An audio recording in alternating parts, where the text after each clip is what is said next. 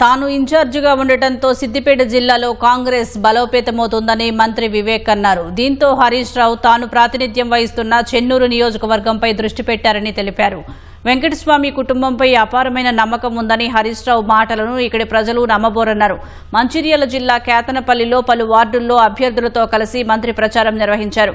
ఇంటింటికి వెళ్తూ కాంగ్రెస్ అభ్యర్థుల్ని గెలిపించాలని ఓటర్లను అభ్యర్థించారు.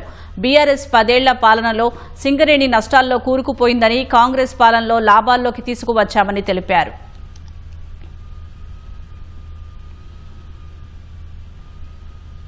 హరీష్ రావుకి అదే మొట్టమొదటిసారిగా సిద్దిపేట డిస్ట్రిక్ట్లోనే కాంగ్రెస్ పార్టీ ఏదైతే బలపరచాలో దాని గురించి నేను ఏదైతే కృషి చేసినానో ఫలితాలన్నీ కూడా చాలా మంచిగా వస్తున్నాయి.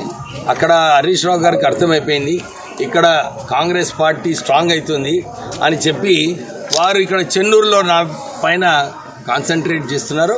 కానీ చెన్నూరు ప్రజలకు తెలుసు వెంకటస్వామి గారి కుటుంబం ఏదైతే ఉన్నదో నిరంతరం ప్రజల సేవ కోసం పనిచేస్తూ ఉంటారు. సో వారు ఎన్ని గిమ్మిక్లు ఆడినా కానీ చెన్నూరు ప్రజలు కాంగ్రెస్ పార్టీకి వెంకటస్వామి గారికి ఆదరణ చేస్తారు.